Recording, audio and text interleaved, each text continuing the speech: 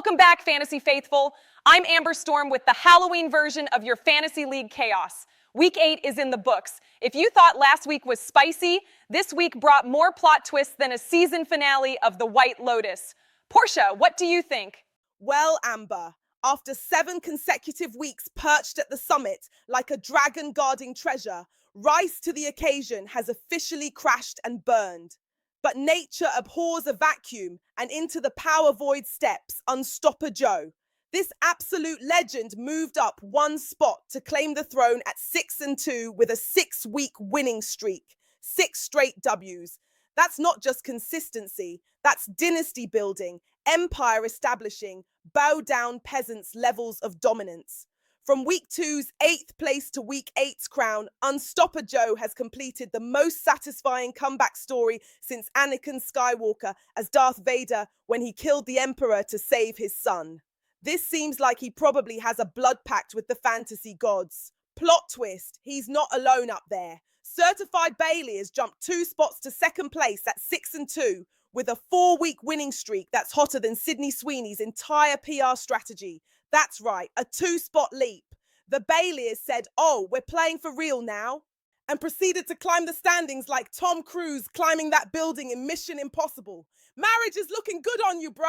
Dropping to 3rd, Rise to the Occasion at 5-3 is now experiencing what can only be described as a public humiliation arc. He dominated for 7 weeks and then face-planted so hard he dropped 2 spots like he was hiding in a graveyard in a horror movie. The fall hit different when you realize he also posted his first weekly low score this season. I bet his butt hasn't hurt this hard since that atomic wedgie in elementary school. This is what happens when the planets line up and dark magic is used against you. Green Bowl Packers fell 1 spot to 5-3, continuing their absolutely chaotic season of posting multiple weekly highs and weekly lows. You're the fantasy football equivalent of Jenny from Forrest Gump. We never know which version of you is showing up week to week, but we still want to watch. Can we talk about Zoo jumping 2 spots to 4-4? Because this is the comeback energy we needed. After a 2-week losing streak, Zoo climbed back up the rankings like a zombie crawling from the grave. You're giving Rocky Balboa getting up off the canvas vibes, and we're here for the resurrection story. That's the deal, because Brock Steele said so.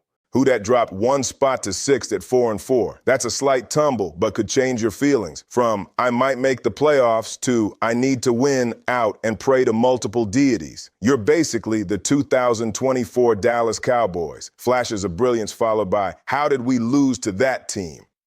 Galveston Dolphin Sharks at 4-4 also dropped 1 spot in the rankings 7th. They're the Switzerland of this league, neutral, consistent, and hiding between mountains, hoping no one notices you. Now the teams who didn't move, Saquon Minaji at 3-5 stayed in the 8th, which tracks. You're stuck in mediocrity like that Eddie Murphy vampire movie from the 90s everyone thought was supposed to be a comedy. You're the thoughts and prayers of fantasy football, present but completely ineffective. This part of the league stinks, for real. Obi-Wan Jacoby at 2-6 is still in 9th because when you're already in the basement, there's nowhere left to fall. At least you're not Antonio Rangel at 1-7 and dead last with a 7-week losing streak because rock bottom is surprisingly stable. 7 fucking weeks. That's almost 2 months of pure suffering. This is the sports equivalent of being stuck in the upside down from Stranger Things, except there's no 11 coming to save you. Just more L's on the schedule. Week 9 is upon us, and the playoff picture is tighter than the corset I'm wearing. Will Unstopper Joe continue his reign of terror? Can Rice reclaim his throne? Will Antonio finally break the streak and move literally anywhere? Until next time, may your studs actually stud and your bench warmers stay exactly where they belong.